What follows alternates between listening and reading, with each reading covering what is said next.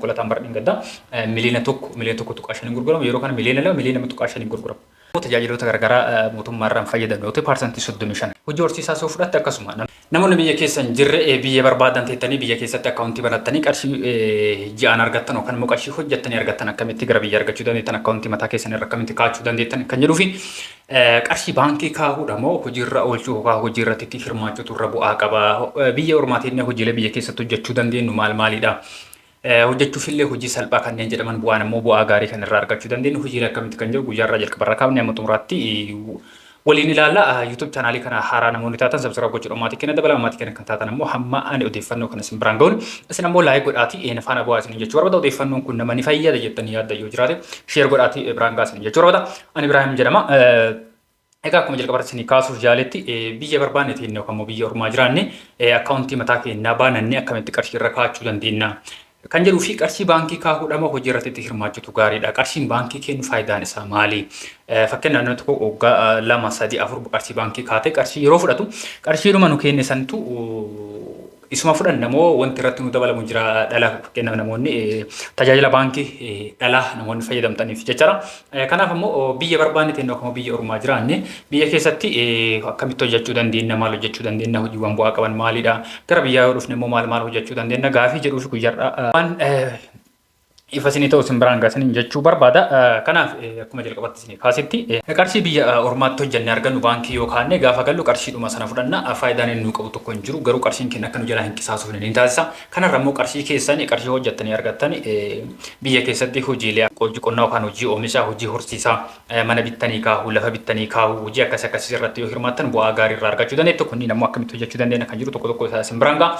Egaa qarshii baankii kaa'uurra hojii irratti yoo ittiin hirmaattanii bu'aa gaarii argattu. Keessattuu ijoolleen biyya arabaa jirtani qarshii keessan waggaa 2 waggaa 3tti maal akka hojjettan ni beektanii namni kamuu gaafa gara biyyaatii bahu waggaa dheeraa tura karoora jiru namni qabu tokko iyyuu hin jiru. Egaa akka biyya keessatti dhageettanii fi gaafa jedhatanii qabataman lafarratti argitan garaagaraa kanarraa kan ka'e waggaa muraasa keessatti waa godhachuu dhabuu dandeettanii waan karoorfattanii biyyaa baatanitti waggaa 2, 3 si yaadan sanatti gochuu dhabuu dandeettan waan ta'eef waggaa baay'ee achi turtan inni kun sababa guddaadha jechuudha. Kanaaf ammoo akkamitti waggaa muraasa achi teennee qarshii achi argannu ammoo hamma achi gallutti biyya keessatti hojjechuu dandeenya kan jedhullee waliin kaafnee ilaalla. Akkuma jalqabarratti isinii kaase biyya ormaatii ta'an waggaa 2 waggaa 3 keessatti uumaa waan wayiin jijjiiruu dandeettan hin argattan. Kanaaf jatti qarshii argattan san waggaatti baay'iftanii waggaa 2, 3tti maal ta'a waggaa 2, 3tti tarii miliyoona tokko waan akkasiyyuu waan hin caalle jechuudha. Kanaaf qarshii argattan sanaani biyya keessatti hojiilee akka isinii kaasee hojii qonnaa irratti hirmaachuu dandeettu. Bu'aan isaa waan isin achitti hojjettan caala qarshii keessan biyya keessatti hojjettan isinis achitti hojjettan biyya keessa qarshii keessan isin hojii irratti ittiin hirmaachuu dandeettan bu'aa gaarii irraa argachuu dandeettan jechuudha. Hojii horsiisaa irrattis horsiisa kan loonii aananii haa ta'u kan foonii haa ta'u kan lukkuu haa ta'u lukkuu kan killee fi kan foonii haa ta'u tajaajila akkasii sanniin irratti yoo hirmaattan ammoo hojii akkasii irratti yoo hirmaattan bu'aa gaarii yeroo gabaabaatti argachuu dandeessan jechuudha. Akkasumas immoo mana bittanii kaa'uu lafa bittanii kaa'uu konkolaataa bittanii kaa'uu namni tokko mana yoo bite fakkeenyaaf mana miliyoona 2 naa bitu miliyoona 1 naa bitu mana miliyoona 1 bite qarshii 20 hamma 30 yookaan hamma 10 kireessuu danda'a mana sana hamma waggaa 2, 3 gaafa galtuutti qarshii 10 yookaan 20 sanii immoo bu'aan achirraa argamu yoo irra hirreetti qarshii guddaadha. Egaa mana isaaniis waggaa 2 erga turte gara biyyaa dhufte yookaan mootummaa gara biyyaallee dhufin waggaa 2 turte waggaa 3 turte yoo gurgurtu kun miliyoona 2 yoo bitti miliyoona 3, 4 itti gurguruu dandeettas jechuudha. Kanaaf ammoo qarshii gaarii qarshii guddaadha achirra kan argattu kana walirratti yoo dabaltamu waan ati achitti waggaa 2, 3 hojjettu caala qarshii kanan biyya keessa mana tokko bittee waggaa 2 booda gurgurte waan ati waggaa 2 achi hojjettu caala bu'aa irraa argachuu dandeetta. Akkaataa sana ammoo gamaaf gamana jettan yeroo gabaabaa keessatti jireenya keessan jijjiiruu maallaqa guddaa walitti qabatanii gara biyyaa dhufuu ni dandeettas jechuudha. Qarshii kee baankii yoo keettamoo miliyoona 2 keettamoo gaafa achi baaftu miliyoona 2 baafachuu dandeetta. Seera dhalaa irratti illee fakkeenyaaf mootummaan tokko dhalaan qarshii kenna yoo nu kaffalu parsantii 7 qofaadha kan kaffalu. Nuti immoo tajaajiloota garaagaraa mootummaarraan fayyadamnu yoo ta'e parsantii 35 kana jechuun lafaaf samiidha. Kanaaf yeroo kana mootummaan namni tajaajila baankii dhalaa baay'inaan hin fayyadu amantaa kam keessayyuu haa ta'u qarshii keessan baankii hin kaa'inaa. Kanatti hojii irratti investitiin godha. Garuu haala kanaan waan ammoo hojii kanneen irra hirmaachuuf biyya keessaa nama yoo qabaattan haa ta'u akkuma jalqaba isin kaasee maatii keessan haa ta'u nama firaa haa ta'u hiriyoota keessan haa ta'u abbaa manaa kee haa ta'u kan ammoo haala manaa ta'e haa taatu nama hojii kana haala gaariin si hojjechuu danda'u qarshii kana yoo itti kenni si jalaa qisaasessuu hin dandeenye si jalaa balleessuu hin dandeenye yoo ta'e qofaadha kanatti hojjettee bu'aa irraa argachuu kan dandeettu. Kana yoo hin taane immoo qarshiin keessi jalaa baduurra baankii yoo kaa'atte filatamaadha. qarshiin baankii kaa hoon dabalillee yoo siin dabalillee qarshiin kan kee akkas jala qisaasuuf ni taasisa. Kanaaf karaa kanaan yoo ilaalamu qarshii baankii kaachuun bu'aa gaarii qaba. Nama si jala qisaasessu nama si jala balleessitu kennuurra.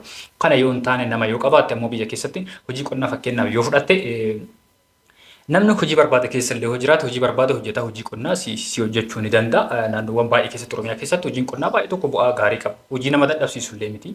Naannoowwan qonni tiraaktarotaan qotamuu, oomishni yeroo sassaabamus kombaayineroota makiina haamaatiin kan sassaabamu yoo ta'e hojiin qonnaa baay'ee waan ulfaatu miti. Kanaaf qarshiitti kennitee qarshii sanaanii of kenna boloota keessan isinii gadi fa biyya keessa yoo qabaattan isaanis hojii dabalataa uumutaa siifillee bu'aa gaarii akka argattu si qarqara waan ta'eef hojii akkasii irratti yoo hirmaattan bu'aa gaarii argachuu dandeetta.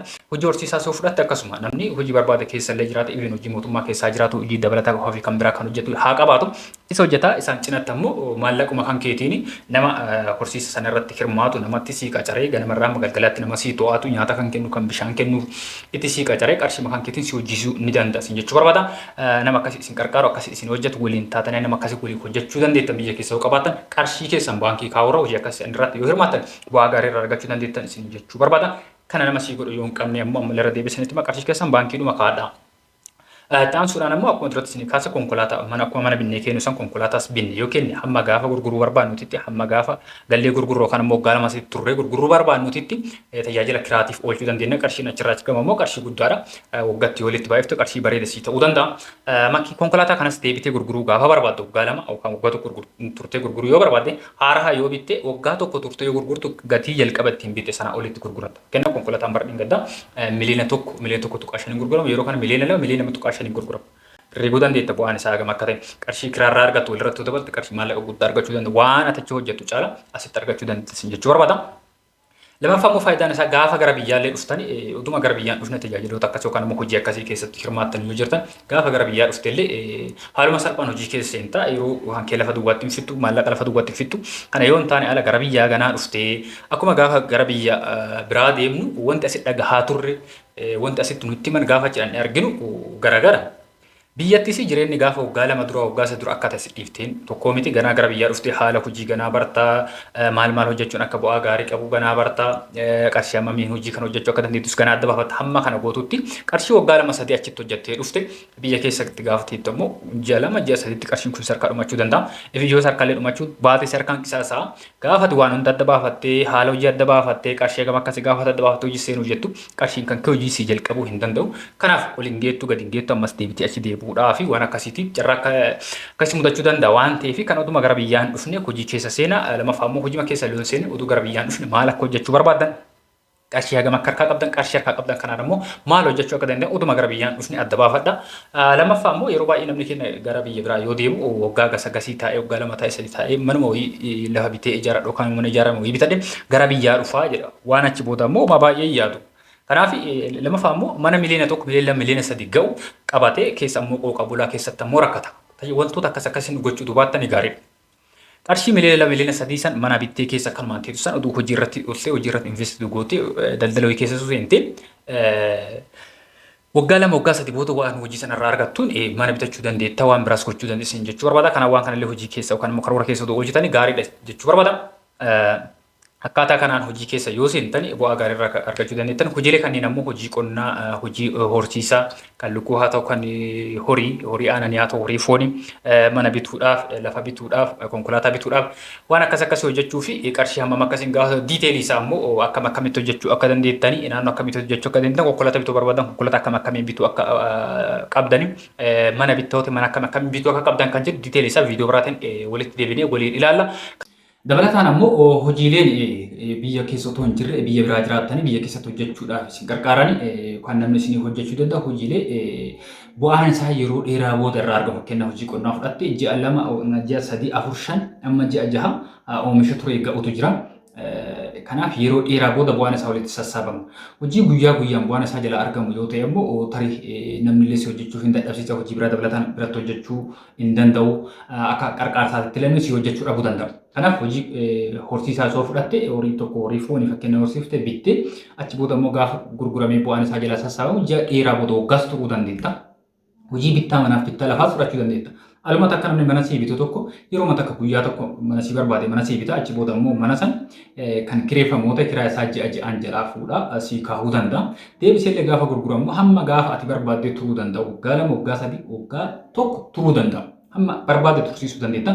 Akkaatuma manni kan kee turuuni bu'aan isaas dabala. Fakkeenyaaf manni tokko kan barana miliyoona 1 bitamu barquuf miliyoona 2 bitamu miliyoona 3 hin bitamu. Waggaa 2 booda akka 3 booda 4 booda dabalaa deema jechuudha.